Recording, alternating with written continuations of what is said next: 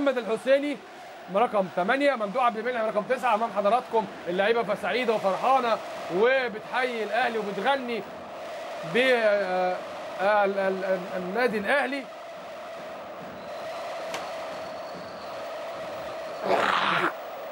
سوري. امام حضراتكم لاعبي النادي الاهلي سعداء بالكاس، ولسه هيبقى هننتظر مراسم تتويج النادي الاهلي بالكاس والميداليات. هو موجود الدكتور عمرو علواني رئيس الاتحاد الافريقي، والكابتن علي السرجاني رئيس الاتحاد المصري، والكابتن حسن حمدي رئيس النادي الاهلي، والكابتن محمود الخطيب نائب رئيس النادي الاهلي، واعضاء مجلس اداره النادي الاهلي.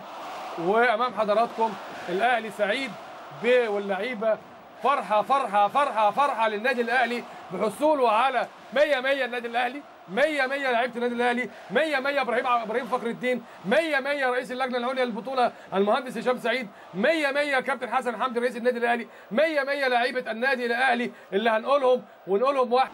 رقم 12 بيتر كيبيتا، رقم 12 احسن دفاع من السجون الكيني كابتن محمود الخطيب بيبو بيسلم الكاس نائب رئيس النادي. تفضل الدكتور عمرو علواني بتسليم كاس احسن لاعب للاعب محمود رؤوف عبد القادر. الله الله الله الله الله الله، احسن لاعب محمود رؤوف رقم 7 من النادي الاهلي. يبقى ده ثالث كاس للنادي الاهلي، احسن لاعب، احسن ضارب احمد قطب، واحسن اعداد للاعب الكسندر شان. ده 3 كؤوس للنادي الاهلي. محمود رؤوف احسن لاعب في البطوله، احسن لاعب في البطوله الافريقيه محمود رؤوف رقم 7. محمود رؤوف رقم 7 بيلعب في مركز 4، طوله 198 سم، وزنه 90 كيلو، مواليد 85، وزنه 355 في حائط الصد، وزنه في الضرب الصاعد 360 سم. ادي 6 لعيبه حصلوا على احسن الكؤوس. الاهلي بتسليمه كاس البطوله للكابتن محمد السيد كابتن الفريق.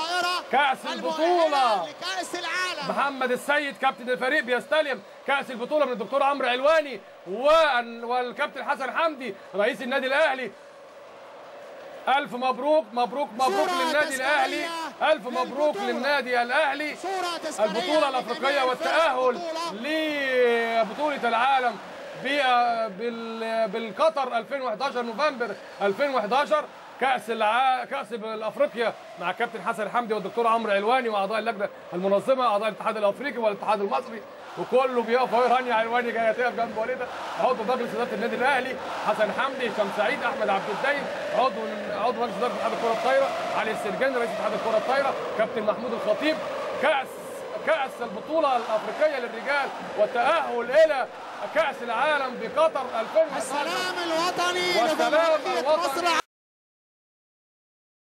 لجمهوريه مصر العربيه. البطوله الافريقيه النادي الاهلي منظم البطولات وملك الكره الطاهره في افريقيا.